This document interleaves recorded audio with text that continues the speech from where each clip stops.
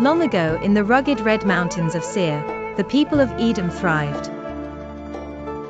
Perched high above the valleys, their stone fortresses seemed invincible.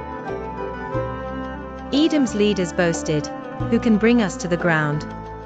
Our wealth, our allies, and our heights make us secure." To the north, Jerusalem, Israel's beloved city, stood trembling.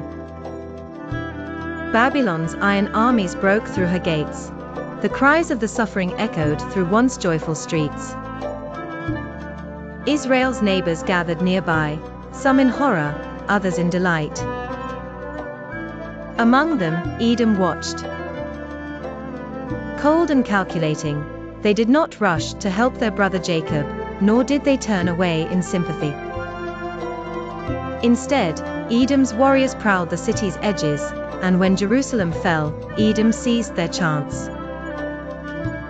With triumphant shouts, they looted the ruined homes, claimed treasures, and even handed over fleeing refugees to Babylonian soldiers.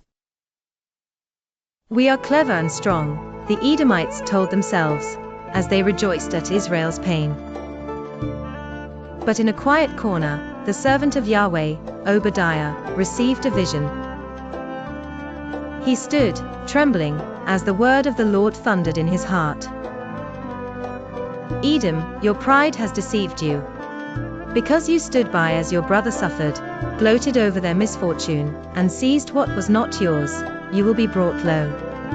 As you have done, so it will be done to you." Years passed. At first Edom flourished, safe on their rocky peaks. But Babylon's friendship faded. Greed and betrayal turned former allies into enemies. Soon, Edom's fortresses fell. Their wealth was plundered, their proud boasting silenced. The nation that thought itself untouchable disappeared into the sands of history, just as Obadiah foretold.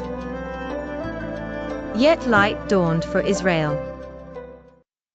From the ashes, a remnant returned to Jerusalem. They rebuilt, knowing the Lord's justice had prevailed, and that his promises of restoration held true.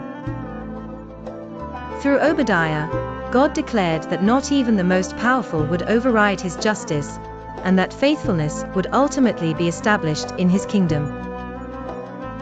So, the mountain of Edom stands as a silent warning to the proud and indifferent. Obadiah's thunderclap echoes through the ages. The day of the Lord is near for all nations. As you have done, it will be done to you. This story reminds us, God opposes the proud, but gives grace to the humble. Therefore, let us walk in humility and compassion, for the Lord's justice rolls down like waters, and righteousness like an ever-flowing stream.